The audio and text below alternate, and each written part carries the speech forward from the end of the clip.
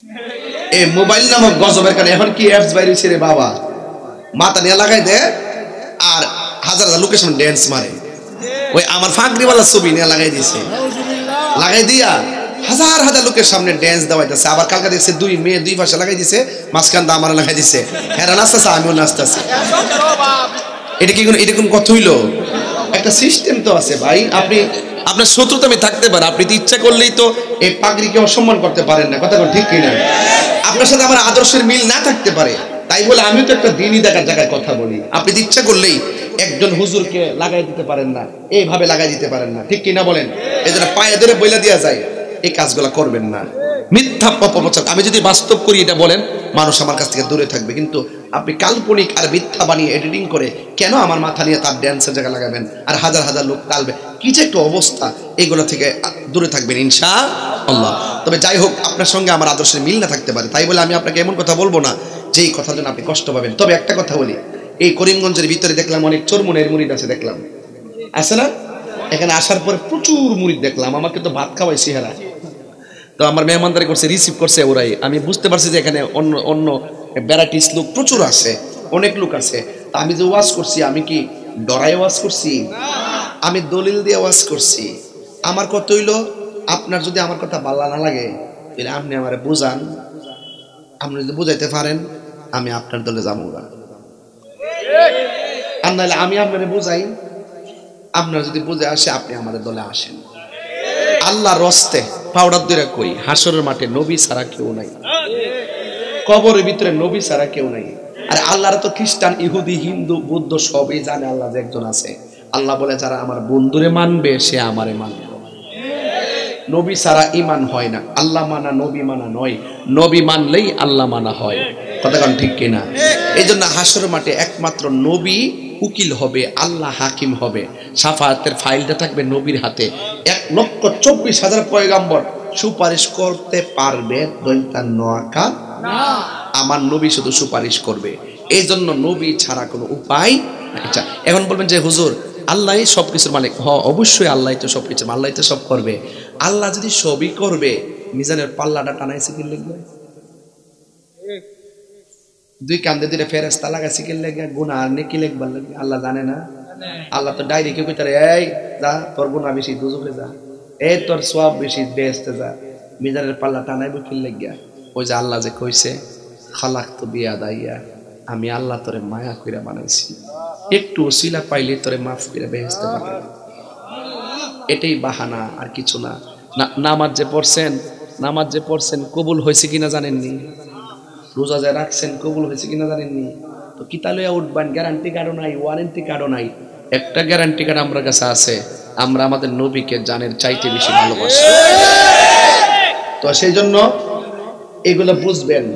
আমাদের কিছু লোক আছে, কিছু হইলে বিশেষ করে আহলে হাদিস, এরা নাম তো দিছি বিনোদন পার্টি। এরা কি পার্টি দিছি? এরা দিছি বিনোদন পার্টি। বিনোদন পার্টিটা এমনি বইছি? ও আচ্ছা আচ্ছা, না এটা বইছি যে ওই যে আমি এইগুলোর মধ্যে ওয়াজ করতে পারি না, ওই যে একটু উচ্চার মধ্যে পারি, এটা মধ্যে হাত লাগলে হয় না, পিছ ওই যে পিছন অর্ধেক থাকে, এই জন্য এরপর বালিশ টালিয়ে যে টিয়া মাইরে মন লাগে। আমি না না এমনি আরাম লাগছে, হ্যাঁ বেকার দিয়ে লাগে এটা একটা। এই শুনেন, আমার পিছনে গীবত গাও বন্ধ করে লাগে, পিছনে গীবত গাও এটা লাগে, এটা ওয়াজ করতেইব। পিছনে যদি গীবত করে, আরে আল্লাহ রে, বাজারের মধ্যে গীবতের ফ্যাক্টরি। আমনে সামনে এক কথা, পিছনে আরেক কথা, আর চুগুল খুঁটি ভয়ঙ্কর। আর আপনি মুনাফিক মোটামুটি চিনবেন, কিন্তু চুগুল খুর চিনার সুযোগ নেই। চুগুল খুরিল কি জানেননি? এই গ্রামের নাম কি? পশ্চিম নয়াকান্দা আছে নাকি? পশ্চিম নয়াকান্দা আছে? আচ্ছা, পশ্চিম নয়াকান্দি থেকে মনে করেন যে পূর্ব নয়াকান্দি একটা মেয়ে দেখতে আসছে। আইসা মেয়েটার ফাঁসের করে এক বিল্ডিং গেছে, কি গো এমুকের মেয়েরা তো আমার ছেলেরা যে নিতাম চাই, তোমরা কি কো? ওই ফাঁসের করে মহিলাটা কইতেছে, এই মেয়েটা খুব ভালো, 5 ওয়াক্ত নামাজ পড়ে। রিপোর্টটা কি 90 না 100? 30 দিন রোজা রাখে। কত? 100 কেমন 30 কেমন গেলে? আমি 30 দিছি, বিভিন্ন কথা। রিপোর্টটা ভালো না খারাপ? রোজা রাখে, রিপোর্টটা ভালো না খারাপ? কোরআন তেলাওয়াত করে, এবং পর্দা করে চলে, মানে 99 ভালো করছে। চুগুল করে কেমন কি চুগুল করে কামটা দেখ কেমন আপনি বুঝতে না যে কত বড় ভয়ঙ্কর। সে লাস্টে কইতাছে ও সব করে ঠিক হয়, কিন্তু সারা রাত দেখি মোবাইলে জানি কার সাথে কথা। এটি হলো চুগুল খোর, মানে সব ঠিক আছে, নামাজ পড়ে রোজা করে একবারে সব ঠিক আছে, লাস্টে কই সারা দিন দেখছি কাল কথা। আরে রোহিঙ্গা রে রোহিঙ্গা। এই জন্য রাসূল বলেন কবরের ভিতরে 2 শ্রেণীর মানুষের সবচেয়ে বেশি আযাব হবে।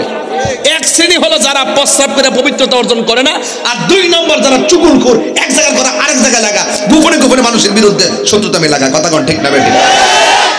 তো এই জন্য আল গীবাতু আসাদ্দু মিনাজ জিনা, গীবত জিনার চাইতে আরো জঘন্য।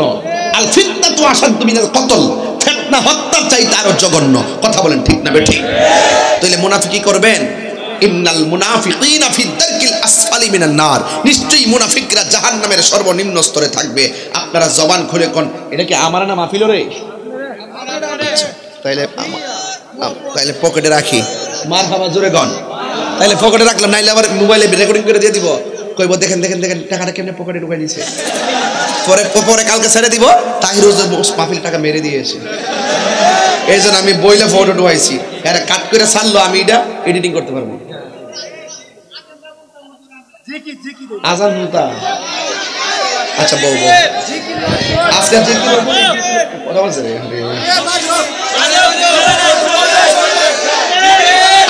জিকির চলবে। জিকিরের আগে একটা আজান দেব, শুনবেন নি?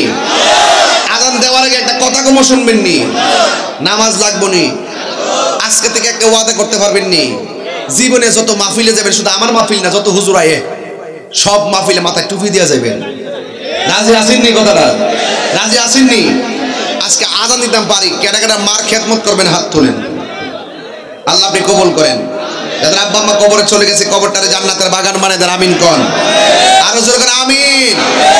আজান শুনেন, একটা কথা বলি, আমি কিন্তু যেভাবে ওয়াজ শুরু করছিলাম তাফসীর, আমি এটা দিয়ে ওয়াজ শেষ করতে পারলাম হইলে দেখলাম যে এইভাবে ওয়াজ করলে একটা ঘটনার দিকে জায়গা, আর মাঝে মাঝে যে খন্ড খন্ড যে তাকিদ, যে শাসন, যে এইগুলো প্রয়োজন এটি বলতে পারতাম না। এই জন্য আমি প্রথম ওই ওয়াজগুলা করলাম যে জাহান্নামের আগুন আমাদের জন্য রেডি। যদি আমরা যদি আল্লাহকে বন্ধু বানাই, আল্লাহ আমাদেরকে অন্ধকার থেকে আলোর দিকে নিয়ে আসবে। আর যদি কোনো কুফরি করে তাগুতকে কোনো বন্ধু বানাই, সে আমাদেরকে অন্ধকার থেকে আলোর দিকে নিয়ে যাবে। ঠিক আলো থেকে অন্ধকারের দিকে নিয়ে যাবে। আর ওই সমস্ত কাফেরগুলো, তাগুত শক্তিগুলো জাহান্নামের আগুনে ঢুকবে। কথা কোন ঠিক না বেঠিক? তাহলে আমরা বন্ধু বানাবো কাকে? আল্লাহ বলছেন তোদের সাথে কেউ নাই, ওয়া আলামু আন্নাল্লাহা মাআল মুত্তাকিন, আমি আল্লাহ তোদের সঙ্গে রয়েছি। জোরে কোন সুবহানাল্লাহ। তো এই জন্য আমরা আজকে জবানকে পবিত্র রাখার জন্য সুদের কথা বলছি। এই জিহ্বা ঠিক থাকলে, ওই আইয়ুব আলাইহিস সালাম বলছিলেন, আল্লাহ আমার দেহটারে পুরায়া তুমি শেষ করে দাও, কিন্তু আমার জিহ্বাটারে তুমি পচাইও না। কি রে কয়, জিহ্বা পচলে এই জিহ্বা দিয়া তোমার জিকির করতে পারতাম না। এই জন্য সব পচাইলাও, জিহ্বাটারে ভালো রাখো। এই জন্য আমরাও জবানটারে হেফাজত রাখবো, আর এই ব্যাটারি দুইটারে ঠিক রাখবো।